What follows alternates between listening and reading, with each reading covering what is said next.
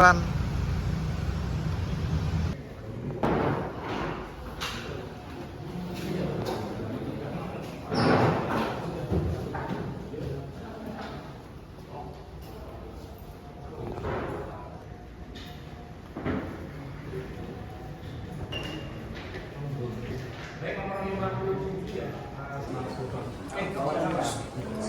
Sing kono sik genten. Berarti perbuatan melawan hukumnya itu yang tidak ada di sidang. Perbuatan melawan hukumnya yang pertama juga dia tidak datang ya di persidangan di berbagai pihak itu, dan kemudian dia tidak menunjukkan ijazah baik melalui persidangan maupun publik. Selain Pak Jokowi kan ada turut tergugat ya. Iya, betul. Dan UGM. Ada UGM. Mungkin alasannya. Jadi begini, kita ketahui saat ini ijazah Pak Jokowi itu kan berada dalam penyitaan Polda Metro Jaya gitu. Jadi sebenarnya saya ingin membantu Pak Jokowi ketika ingin melihatkan ijazahnya, ya kan? Kan tidak ada mekanisme kalau di sidang yang dimaksud dia adalah sidang pidana begitu ya. Itu kan tidak ada mekanisme menunjukkan ijazah di depan publik. Prinsipal artinya melayangkan gugatan ini di PN ini, ya kami ingin turut berkontribusi agar Pak Jokowi itu lebih leluasa menunjukkan ijazahnya di hadapan publik.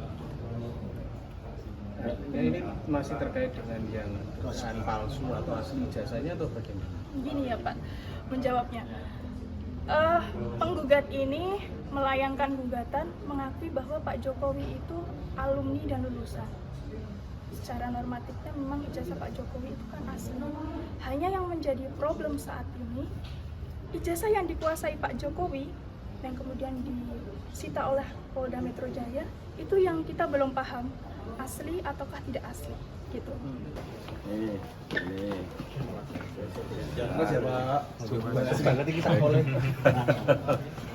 Baik, selamat siang saya ucapkan buat teman-teman jurnalis semuanya. Pada siang hari ini, sebagaimana kita saksikan untuk agenda sidang yang pertama di dalam perkara perdata nomor 101 PN/SKT antara Sigit Pratomo, sarjana hukum, seorang advokat yang bertempat kedudukan di Kabupaten Klaten selaku penggugat, melawan Bapak Insinyur Haji Joko Widodo sebagai Presiden RI yang ke-7 selaku tergugat, dan UGM juga Polda Metro Jaya sebagai para turut tergugat. Nah, sesuai agenda sidang hari ini sebatas untuk melakukan pemeriksaan mengenai kelengkapan berkas para pihak yang telah diwakili oleh para kuasa hukumnya. Namun demikian, karena turut tergugat dua dalam hal ini Polda Metro Jaya, meskipun telah dilakukan relas pemberitahuan panggilan sidang, namun demikian tanpa ada suatu keterangan tentang ketidakhadiran, maka Majelis Hakim menentukan sikap untuk melakukan pemanggilan sekali lagi, ya, manakala pemanggilan secara patut dan sah sekali lagi kiranya tidak datang dan tanpa keterangan, tentu saja Majelis Hakim akan segera menentukan sikap untuk kelanjutan sidang berikutnya. Itu mengenai agenda sidang hari ini. Kemudian kalau kita bicara substansi daripada gugatan, kami sudah mencermati secara seksama yang pada pokoknya bahwa peristiwa hukum yang disengketakan dalam perkara ini adalah mengenai sikap Pak Jokowi tidak berkenan untuk memperlihatkan, ya, ijazah Fakultas Kehutanan UGM baik kepada publik maupun di persidangan selama adanya suatu gugatan yang diajukan oleh pihak-pihak yang selama ini ada di Pengadilan baik Negeri Jakarta Pusat maupun Pengadilan Negeri Surakarta. Nah, kalau pihak penggugat mendalilkan bahwa sikap Pak Jokowi tidak memperlihatkan ijazah kepada publik maupun memperlihatkan selama dalam persidangan itu dianggap perbuatan melawan hukum, ya tentu saja kami tidak sependapat. Karena di dalam putusan yang selama ini diperiksa dan diadili, baik yang diajukan oleh Bambang Trimulyono yang ada di PN Jakarta Pusat maupun oleh Saudara Dr. Muhammad Taufik, termasuk Topan Hakim dan Bangun Sutoto, sama sekali tidak ada amar putusan pengadilan yang menghukum atau memerintahkan kepada Pak Jokowi untuk memperlihatkan ijazah Fakultas Kehutanan UGM kepada publik. Itu tidak ada. Ya. Oleh karena gugatan tersebut mendasarkan putusan-putusan sebelumnya, sedangkan dalam putusan sebelumnya sama sekali tidak pernah ada amar putusan yang memerintahkan atau menghukum kepada Pak Jokowi untuk memperlihatkan ijazahnya kepada publik, maka menurut pendapat saya gugatan yang demikian ini ya tentu saja tidak perlu kami buktikan bahwa gugatan tersebut tidak berdasar, karena memang tidak ada kewajiban hukum bagi Pak Jokowi untuk memperlihatkan ijazahnya kepada publik. Demikian saudara-saudara yang perlu kami sampaikan. Saya tadi pagi dikirimin oleh beberapa media cetak elektronik nasional tentang surat kepada yang terhormat all media dan YouTubers di tempat perihal blokir Razman Arif Nasution. Terkejut saya, kaget saya. Bunyinya begini, terima kasih, saya nggak tahu ya ini benar atau tidak. Saya tidak tahu ini benar atau tidak surat dari mereka. Tapi saya membacakan ini benar atau tidak. Tapi yang pasti, saya tidak usah sebut nama, tapi saya akan jawab surat ini. Terima kasih kami sampaikan atas kerjasama yang terjalin baik selama ini. Baik dalam konteks memenuhi undangan konvers maupun peliputan kegiatan kami, maupun mengundang anggota tim kami dalam tugas-tugas advokasi non-litigasi dalam sejumlah program siaran media. Sehubungan dengan kebijakan tim kami terhadap Saudara Razman Arif Nasution yang berstatus sebagai terpidana, kami sampaikan kebijakan tim sebagai berikut. Bahwa media adalah ruang edukasi publik, baik edukasi hukum dan edukasi etik. Narasumber yang diundang tidak boleh berstatus terpidana, karena secara etik tak patut diberikan panggung pada terpidana di ruang publik. Bahwa kami mengambil kebijakan tidak akan memenuhi undangan sebagai narasumber, baik atas klien kami maupun tim lawyer, jika ada Razman Arif Nasution, karena itu mohon dipastikan untuk tidak mengundang Razman Arif Nasution. Jika mengundang kami, dan jika tetap mengundang, maka dengan berat hati kami sampaikan keberatan dan permohonan maaf tidak dapat memenuhi undangan dimaksud. 3. Bahwa kebijakan ini adalah bukti konsistensi kami, sebagaimana sebelumnya kami terapkan terhadap terpidana Saudara Sylvester Matutina. Perlu untuk diketahui bahwa Saudara Razman Arif Nasution berstatus terpidana 1,5 tahun penjara karena terbukti melakukan penghinaan dan pencemaran nama baik. Sedang dalam upaya banding dan belum menjalani hukuman tahanan. Yang bersangkutan juga sudah dicabut izin advokat atau BAS-nya dan dipecat dari organisasi Kongres Advokat Indonesia pada insiden naik meja persidangan bersama Saudara Firdaus Oyobo, sehingga tidak etis bagi kami selaku lawyer meladeni diskusi dengan orang yang telah dicabut BAS dan dikeluarkan dari organisasi advokat. Demikian kebijakan disampaikan, terima kasih. Tim advokasi anti kriminalisasi. Bla bla bla bla. Tertanda nama tembusan klien ini. Nah, saya tidak usah sebut nama karena saya tidak pasti dari mereka. Saya menunggu tadi ada tidak YouTube-nya keluar. Tapi ini dikirimkan ke saya oleh orang yang kompeten. Komentar saya ketawa. Apakah saya selama ini berdebat dengan orang yang benar-benar nggak sekolah? Apalagi mengaku dirinya pakar hukum. Apalagi mengaku pengacara. Ada pula yang bergelar dokter. Saya bingung sendiri tadi, di pesawat saya merenung. Mak, setakut ini mereka sama Rasman. Kan begitu. Pertama, tidak usah anak Fakultas Hukum yang udah lulus. Semester 1 aja tahu bahwa yang namanya Rasman tidak sedang terpidana. Saya masih mengajukan kasasi. Dan belum ada putusan. Di mana hukum dibelok-belok bahwa seolah-olah saya terpidana. Lah ini menurut saya benar-benar bodoh, bahlul. Tapi saya nggak sebut nama karena ini belum tahu saya dari mereka. Tuh. Jadi belajar hukum kalian balik. Kalau mau membangun opini publik mesti sehat. Mesti sehat. Mesti adu argumen. By law, by data, by logic. Secara hukum nggak pas, datanya salah dan tidak logik. Tuh. Yang kedua, menyebut dicabut basnya. Sejak kapan dicabut bas saya? Dibekukan beda dengan dicabut.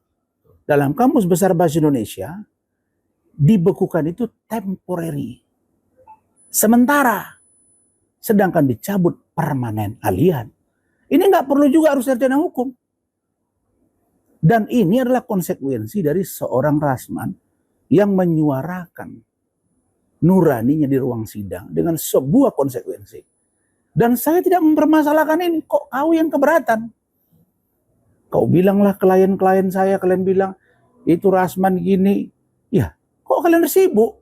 Orang nunjuk saya sebagai kuasa hukum, kok kau yang sibuk? Bukan kalian klien saya. Orang datang ke saya urus. Sejak kapan pula kalian seperti orang yang melebihi Mahkamah Agung? Hah? Kok bisa disamakan pembekuan dengan pencabutan? Ini belajar sama orang bodoh atau pura-pura pintar atau sok pintar. Nah itu ya, jadi salah lagi tuh. Baru yang ketiga, tidak mau berdebat, memberi panggung. Panggung saya sudah banyak. Saya nggak pernah minta-minta panggung. Saya yang dicari wartawan karena memang Rasman sejak tampil sebagai seorang lawyer profesional sejak 2014. Oke? Sampai saya menangani kasus-kasus besar di Republik ini, sampai hari ini, yang namanya Rasman itu selalu viral. Dan ini bukan karena Rasman, karena Allah memberi amanah dan nama kepada saya. Meskipun laporan polisi sampai 13 terhadap saya. Bukan 12 lagi, 13. Alhamdulillah satu persatu selesai. Jadi kalian ini mau membela kepentingan klien kalian yang sekarang mencoba mengganggu kepentingan Pak Jokowi, mau mencoba mendowngrade Pak Jokowi, mau mencoba mendowngrade Mas Gibran, mau mencoba mengganggu pemerintahan Pak Prabowo Gibran, nggak akan berhasil. Kalau kalian mau membela kubu sebelah, ya pakai data, pakai logika. Kalau kalian takut debat sama Rasman, ya debat aja sama anak SD. Debat sama anak SD. Kalau kalian pingin menang kalian, jangan ada yang debat sama kalian. Ya kalian aja narasumbernya. Kalian semua. Ngomong kalian, jangan ada. Ini ada yang ngadu ke saya. Pengacara yang itu nggak mau kalau ini ada. Ada, bukan saya aja nih. Ada. Terus ada kalau ini juga kami nggak mau. Ada 3 nih. Pokoknya satu inisialnya AA. Nggak boleh. Yang seorang pengacara itu bilang kalau ada AA, kami nggak mau. Terus sampai ke saya.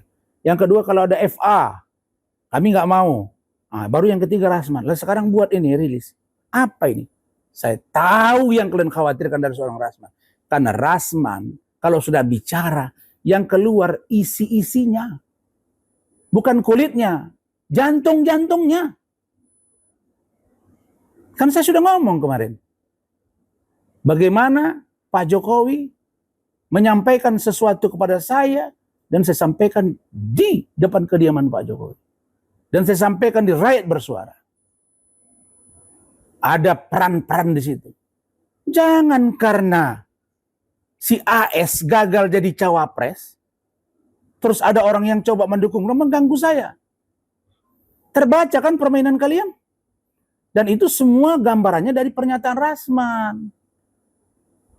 Nah, kalau begitu kalian mau menghambat supaya kalian bebas bersuara. Hah? Makanya kalau ada bahasa dari Rismon yang mengatakan bahwa ada peran AS dalam urusan percaturan para lawyer-lawyer ini, nggak salah lagi kalau kita menduga bahwa ada grand design. Kalian mau melakukan karakter assassination terhadap Rasman, melakukan karakter assassination, mau mendowngrade saya, nggak bisa. Takut debat sama saya. Nah, jadi ada satu yang sekarang menjadi tersangka itu sok-sok hebat. Ketika saya tantang, terbirit-birit, lari. Hah? Lari, karena saya menanya, kalau kau mempersoalkan pribadi ke Rasman, maka kau siap berhadapan dengan Rasman secara pribadi. Tapi kalau kau mau argumentasi di ruang publik, di tempat, di mana TV ditampilkan kita berdebat, ayo. Nah, baru kalian yang terakhir saya sampaikan, tim saya lagi bekerja. Ada YouTube yang saya temukan, dan itu akan saya laporkan. Cuma sedang dalam pengkajian. Karena saya nggak mau ada orang yang nebeng di bahu saya. Followersnya juga baru sekian ribu. Kemarin sore, saya ibaratkan anak ini seperti anak yang baru belajar naik sepeda. Baru pandai naik sepeda. Sangkin semangatnya naik sepeda, sepeda tetangga pun dipakai juga. Tapi mau kencang-kencang, ajak kita, ayo kita adu balap yuk. Ayo kita adu kencang yuk. Tiba-tiba dia jatuh ke tembok, pak, pecah kepalanya. Nggak sadar dia, ini saya belajar anak, ada orang yang, seorang anak muda, merasa dirinya paling hebat, baru anak kemarin sore, belajar, mau nantang-nantangin, saya anggap ini seperti anak kemarin sore yang baru belajar naik sepeda. Dan baru pandai naik sepeda, itulah dia. Jadi, sudahlah. Saya sudah ngomong kepada teman saya tadi yang menyampaikan ini ke saya. Saya bilang, yang butuh media adalah mereka. Bukan media. Jangan salah, saya ini wartawan 12 tahun. Mereka yang butuh media. Jadi jangan takut kalian. Karena informasi dari Rasman A1. A1. Sehingga kena ke jantungnya. Hari ini saya dihubungi oleh banyak orang. Ya, terkait dengan bagaimana keinginan kami agar Pak JK dengan Pak Jokowi disatukan. Orang-orang penting Makassar yang saya anggap saya hormati selama ini sudah menghubungi saya. Mereka dengar statement saya dengan utuh. Tidak ada di situ yang namanya adu domba yang saya lakukan. Saya ingin Pak Jokowi dan Pak JK menyatu. Jangan sampai Pak JK terikut irama. Karena orang-orangnya itu juga. Jadi Pak JK negarawan, iya. Beliau wakil presiden, iya kita hormati. Dan saya mengatakan beliau orang hebat. Dan Pak Jokowi tidak pernah membenci, apalagi mengganggu Pak JK. Jadi, poin pentingnya adalah perdebatan di ruang publik. Jangan menyerempet kemana-mana. Konsekuensi logis dari seseorang yang berani mempersoalkan orang lain secara hukum, maka konsekuensi hukumnya pertanggungjawabkan secara hukum. Ruang publiknya segera, ruang hukumnya segera bawa ke pengadilan. Jadi saya berharap Pak Jaksa Agung, Bapak Presiden Republik Indonesia, Bapak Kapolri, supaya benar-benar mengatensi ini, agar segera P21 dan disidangkan. Apapun cara kalian memblokir saya, gak akan bisa. Karena Rasman adalah seorang lawyer yang memang selalu diminta pendapat-pendapat hukumnya. Saya tidak viral, terkenal gara-gara kasus ini. Saya sudah viral sejak 2014 dan bahkan 2015 yang lalu. Jadi, saya tidak sebut nama kalian karena tidak penting. Saya juga belum lihat pernyataan kalian. Secara utuh di media, itu hanya forward yang disampaikan ke saya. Sehingga, saya tidak mau sebut nama kalian. Tapi namanya ada di sini. Saya hanya mau katakan bahwa memang tidak cukup perlu orang banyak. Tapi kita butuh satu orang kuat. Saya nggak mau seperti hadis Rasulullah. Umatku banyak, tapi seperti buih di tengah lautan. Saya mau seorang petarung. Apa itu? Apa itu? Saya tidak mengatakan ini bapakku, tapi saya katakan ini aku. Karena kesombongan bukan, tapi mempertahankan hak, harkat, martabat dan menyampaikan kebenaran. Maka sikap saya adalah qulil haqqo walau kana murra. Saya harus berani menyampaikan itu dalam keadaan apapun. Jadi, tahu saya kalian pengaruhi media, karena media tidak akan terpengaruh dengan kalian. Dan saya sudah sampaikan tadi, kalau ada perdebatan berikutnya, masih ada nih yang akan saya sampaikan ini. Diduga sianu sehingga begini lama proses P21 ini. Nanti akan kita ulas satu persatu. Dan terima kasih atas kepercayaan Pak Jokowi kepada saya. Dan mudah-mudahan Pak Jokowi sehat terus. Insya Allah Bapak akan kita jaga bersama dengan relawan yang lain, bersama dengan tim hukum yang lain. Ada upaya-upaya mengadu domba saya nih dengan tim hukum Pak Jokowi. Tahu saya. Ada yang mencoba mengadu saya dengan relawan yang lain. Oh, nggak bisa. Kami solid untuk Pak Jokowi. Kami bekerja sesuai dengan kewenangan dan fungsi masing-masing. Kalau kalian katakan, oh saya dibekukan bas. Taruhlah dulu yang kalian bilang nih benar semua nih. Taruhlah dulu. Saya terpidana. Saya dicabut basnya. Terus nggak boleh saya tampil. Saya ketua umum kami Jokowi Gibran. Apa bedanya dengan Andi Azwan? Ketua umum Jokmania Nusantara. Apa bedanya dengan Freddy Demanik, Projo? Apa bedanya salah satu podcaster kalian di sana, Sentana? Hah? Podcaster yang dukung kalian. Apa bedanya? Emang dia lawyer? Terus kalian paksa saya? Terus Pak Budi Aris Setiadi emang pengacara?